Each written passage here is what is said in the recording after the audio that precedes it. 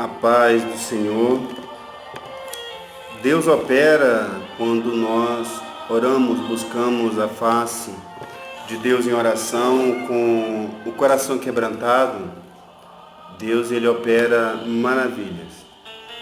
Nossas orações abrem caminho para as realizações de Deus. Nós somos os canais pelos quais Deus opera e age. Todos os resultados não provêm de nós, mas de Deus.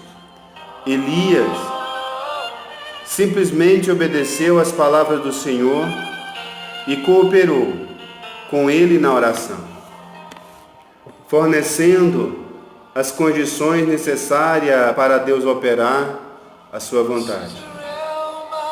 Podemos dizer que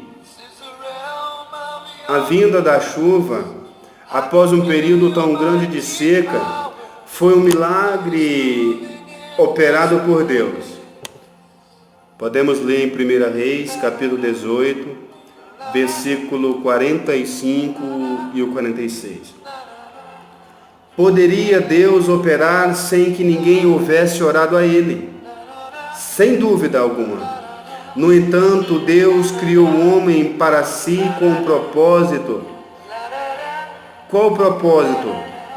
Que o homem fosse o seu cooperador, seu auxiliador idôneo. No livro de Gênesis, capítulo 2, versículo 5, vai dizer que não havia ainda nenhuma planta do campo na terra, pois ainda nenhuma erva havia brotado, uma vez que o Senhor não fizera chover sobre a terra. E também não havia homem para lavrar o solo. Esse versículo tem um significado muito profundo. Deus, ele criou o homem para que o homem o adorasse, para que o homem o buscasse, para que o homem glorificasse o nome santo e poderoso do Senhor. Pelo fato de não haver ainda chovido sobre a terra, as ervas do campo não poderiam brotar, porque Deus não deu chuva, porque o homem não havia sido criado e não havendo então quem preparasse e lavrasse o solo. Deus nos criou para cooperarmos com Ele na terra. Além disso, ao criar o homem, Deus viu que ele estava só, e isso não era bom. Deus decidiu então criar para o homem uma auxiliadora idônea, alguém que pudesse ajudá-lo a cuidar do jardim.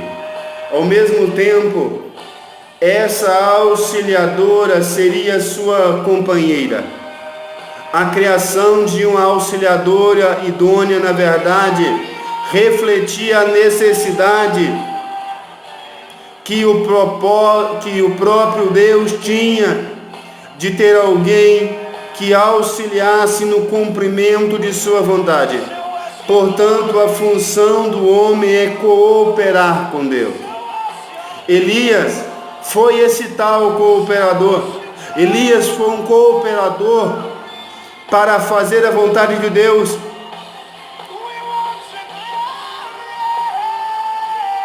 Elias foi um cooperador de Deus na terra, sendo o seu profeta, seu porta-voz.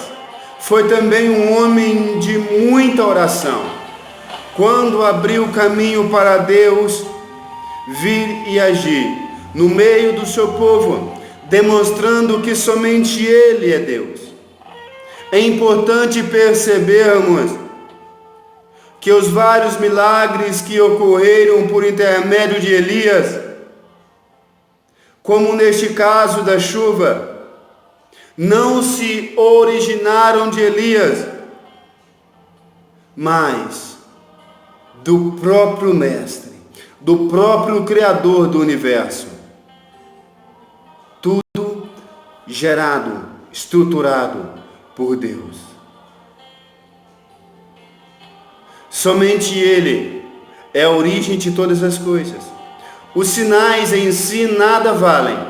Eles são apenas instrumentos e meios para mostrar quem é Deus e quão grandes são o poder e força de Deus. E é por isso que o apóstolo Paulo insistiu em mostrar aos crentes em Coríntios que não somos como os judeus que pedem sinais, nem como os gentios que buscam a sabedoria. Essas coisas não têm valor algum.